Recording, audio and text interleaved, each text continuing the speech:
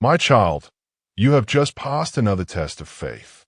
Yes, this video will get only my chosen ones who have already passed this test.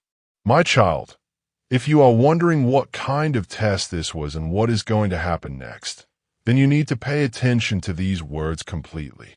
Child of mine, I have watched you, not just in this moment, but from the beginning of your breath. I have seen you walk through shadows, doubt your worth, question your strength, and cry in silence. I have seen the way the world has treated you, how it tried to shape you into something you are not. But you did not break. You bent, you wept, you staggered, but you did not break. This is what I needed to see. You wonder what kind of test it was. And I tell you this, it was the test of obedience, of patience, of silent endurance. You were tested in the moments no one saw, in the hours when you chose not to act out in bitterness, in the seconds when you could have retaliated but held your peace. The test was not for spectacle, not for others to see and applaud. The test was within. It was in your inner room where only I dwell, where only I see. That is where you passed. This was not a test to punish, but to reveal the strength I placed in you long ago, to uncover the depth of your heart's loyalty to me. For many say they love me when the sun is shining, when the doors open, when the path is smooth. But I look for those who still speak my name when the clouds gather, when the winds howl, when the door closes and the light fades. I look for those who wait without a sign, who trust without an explanation, who believe when the evidence is gone. That is the test you passed. Now, my child, because you have walked through that fire, you have not only been proven, you have been purified. You do not yet see what I have been preparing for you, but soon your eyes will open. Do not expect the next chapter to look like the last. I'm doing a new thing. The former things have passed away. I am birthing something in you that could only be formed through this process of fire, silence, and trust. The pain you felt was not in vain.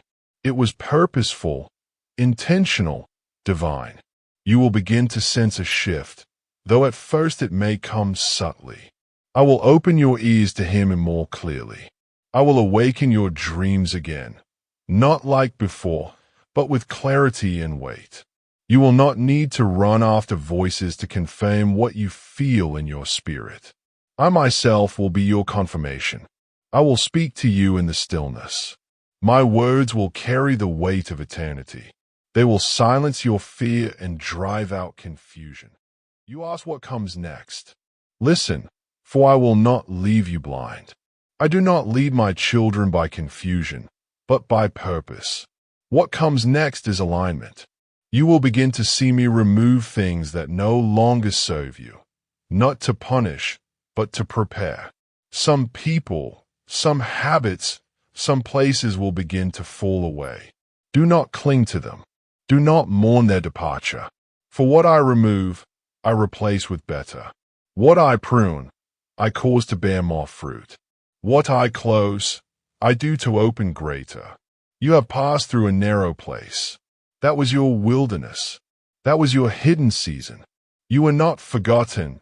You were concealed. I covered you while I worked on you. I hid you from the eyes of those who would have spoken death over your promise. I placed you under the shadow of my wing, not because I was displeased with you, but because I delighted in you. I protected your process. I kept you close, even when you didn't feel me near. Now I am calling you to step forward, not hastily, not anxiously, but boldly. You will not need to strive. You will not need to fight to be seen. I will shine through you. I will make your name known, not for your sake, but because your heart is ready to carry my glory without pride. You will not touch the praise. You will direct it to me. That is why I chose you. That is why you were tested. That is why you were hidden. Let me speak now to the part of you that is still doubting. Yes, I see it. I see the questions you've buried beneath your faith. I am not angry with your questions. I welcome them. Come to me with your uncertainty. I am not intimidated by your weakness. I am drawn to it.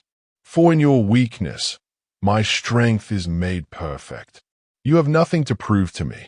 I already know who you are, and I still chose you. I chose you knowing the times you would fail. I chose you knowing the moments you would fall short.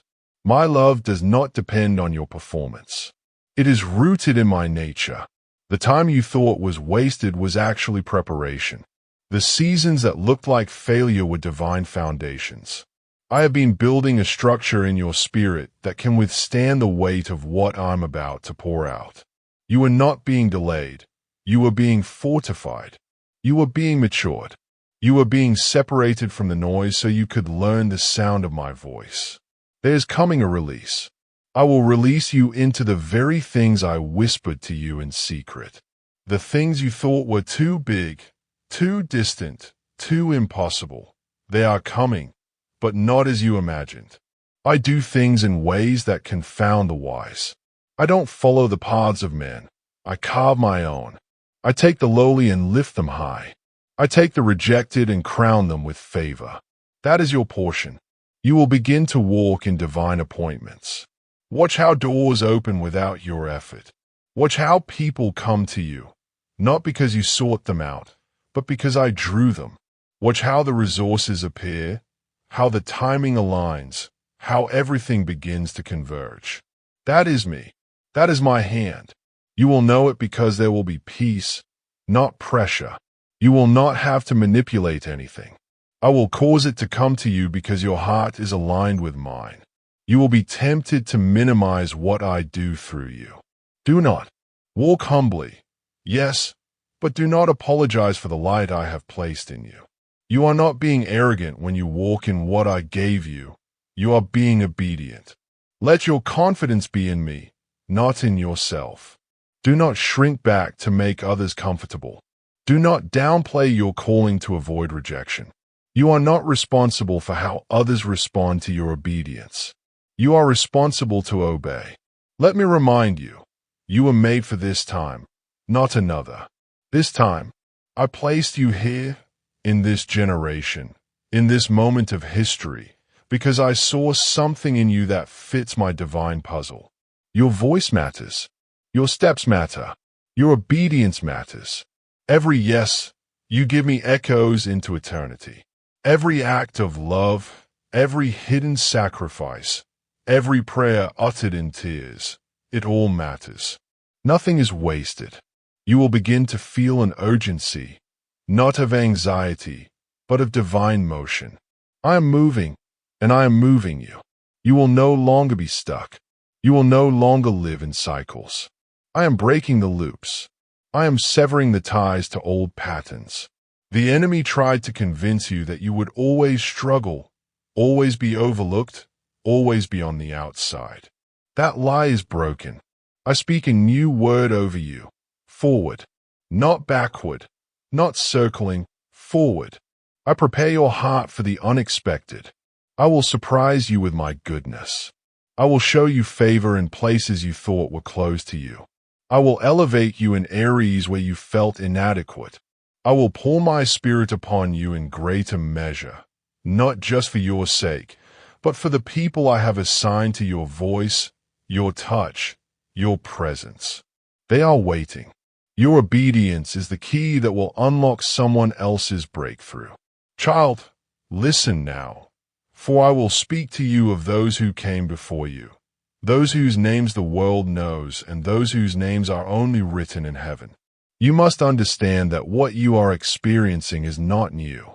This road of testing, fire, purification, and promise has been walked by many before you. You are not the first to feel the weight of silence, the burden of waiting, the sting of rejection, the confusion of delay. You walk in the footsteps of those who were called, chosen, broken, and then elevated, not by man's power, but by my spirit. Think of Abraham. I called him from his homeland, from everything familiar, into a land he did not know. I spoke a promise to him, not just of a land, but of a legacy. I told him his descendants would outnumber the stars. And yet, For decades, there was no child. His faith was tested not once, but continually. There were moments when it seemed the promise would never come. There were seasons when he doubted, when he tried to fulfill my word in his own way. But still I called him righteous, not because he was perfect, but because he believed. And when the time was right, my time, not his, I gave him Isaac, the son of promise. But even then I tested him again, asking him to place that very promise on the altar, and he obeyed. That is what I look for, not perfection, but surrender, not control, but trust. Look at Joseph. He dreamed dreams I gave him. He saw glimpses of glory, of leadership, of honor. But his journey did not begin in a palace. It began in a pit, betrayed by his brothers, sold into slavery, falsely accused, imprisoned for years. What looked like a detour was the very path I used to position him. But through pain, I prepared him. Through injustice, I refined him. In the darkness of a prison, I carved out the character necessary to carry authority without pride. And in one day, I lifted him from the prison to the palace. Do not despise the days of obscurity, for in them I am crafting the very soul that will carry my glory. Moses, too, walked through a journey of fire. Born into danger, raised among the Egyptians, torn between two identities, he knew rejection early. He ran from his past, from his calling, and spent 40 years in the wilderness tending sheep. But that wilderness was not punishment. It was preparation. There in the stillness, I taught him how to hear me. There in the silence, I formed his humility. And when he returned to Egypt, it was not in the strength of his position, but in the strength of my presence.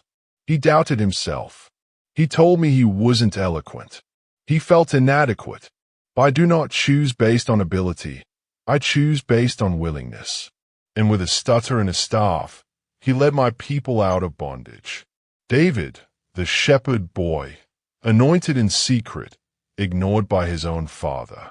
When the prophet came, he did not start with a crown but with sheep, alone in the fields.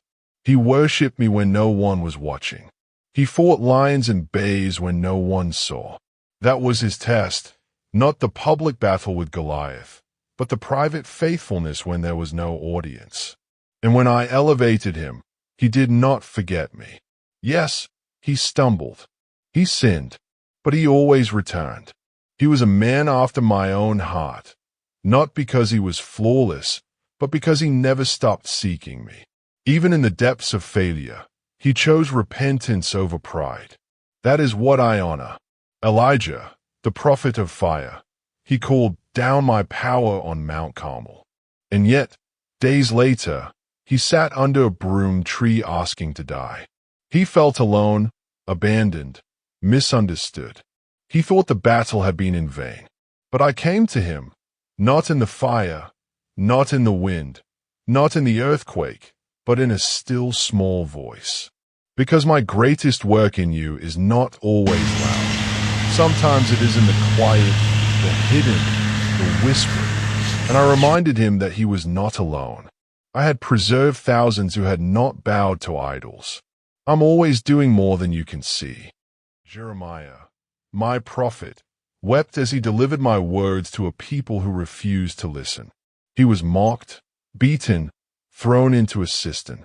He questioned his calling. He cried out, "Why was I born?" And yet I had appointed him before he was even formed in his mother's womb. I told him not to be afraid of their faces, for I had made him like a fortified city, like an iron pillar. His assignment was heavy, but his soul was mine. And though few listened to his voice on earth, his words echo through generations. Think also of Esther, hidden in a palace, raised as an orphan, placed in a position of influence, not by her own ambition, but by divine orchestration. When the time came to risk her life for her people, she said, "If I perish, I perish." That was her test, not in comfort, but in courage. She was not the loudest. She was not the most obvious choice, but she was available, and I used her obedience to preserve a nation. Job, faithful and upright, yet afflicted with unimaginable loss. His body was broken, his family taken, his reputation destroyed. His friends accused him, and his wife told him to curse me. Yet even in confusion, he cried out to me. He demanded answers, and I met him, not with explanation, but with revelation. I reminded him of who I am, of my wisdom, of my sovereignty. And in the end, I restored him, not just what he lost, but more. For I do not just return, I redeem. The prophets, the apostles, the martyrs, so many walk through fire. Paul, beaten, imprisoned, shipwrecked, stoned. Yet he said, I consider that our present sufferings are not worth comparing with the glory that will be revealed in us. He learned to be content in all things because he knew the secret. I can do all things through Christ who gives me strength. His letters were written in chains, but they carry freedom. My son Jesus walked the ultimate path of surrender. He was perfect, sinless, yet rejected, misunderstood, betrayed. The crowd that shouted, Hosanna, turned to shout, Crucify him. He wept. He sweat blood. He cried out, my God, why have you forsaken me? But he endured the cross for the joy set before him. And now he is exalted, seated at my right hand, interceding for you. He understands your pain, your temptation, your sorrow, because he bore it all. He passed the ultimate test so you could walk in victory. You see now, my child, that you are part of a lineage of those who were tested, refined, and elevated. Their paths were not easy, but they were holy. Their victories did not come without struggle, but their struggle produced an eternal weight of glory. You walk among them. Their blood, their prayers, their worship, their faith, it surrounds you like a cloud of witnesses. They cheer for you. They wait to see how you will carry the baton they once held. You are not alone. You are not forgotten. You are not disqualified. Every feeling you've had, every fear, every tear, it has been felt by those who came before you. And like them, you will overcome, not by your strength, but by mine, not by your perfection, but by my grace. I do not call the qualified, I qualify the called. Even now, I am aligning your journey with divine echoes from the past. You will feel drawn to the same places of prayer, of stillness, of courage. You will begin to understand the scriptures, not just with your mind, but with your experience.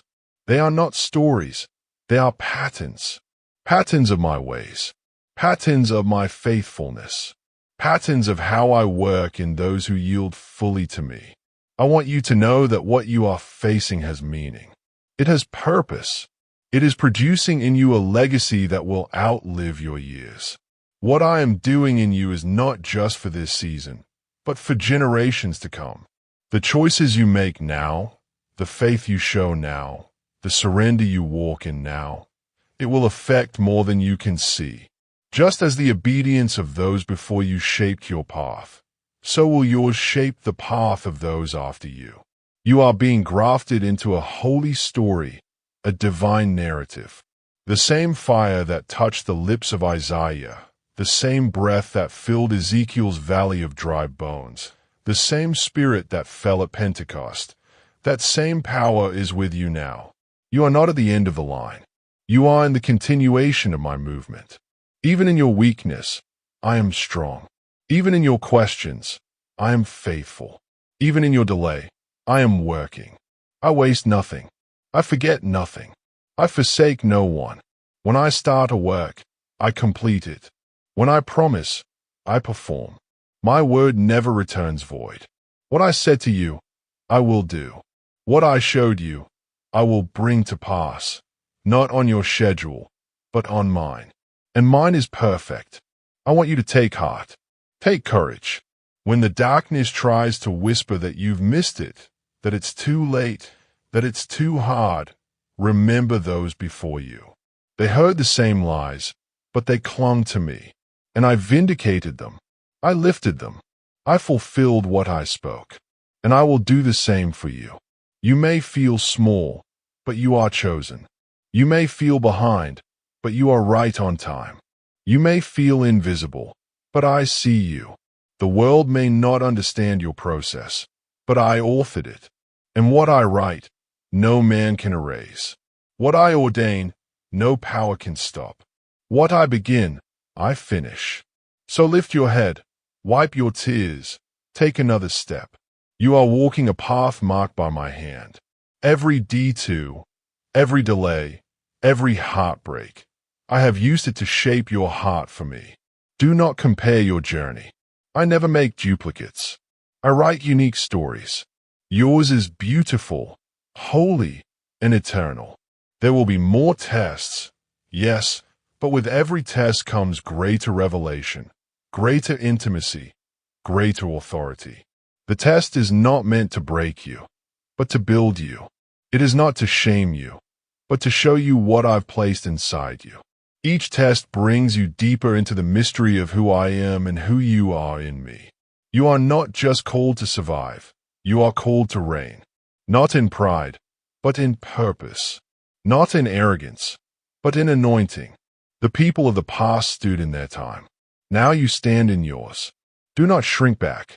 Do not let fear silence your song. Raise your voice. Take your place. Shine my light. And when you feel weary, remember, you are not the only one. You are surrounded by those who know what it costs to carry my fire. Their stories are not just in books.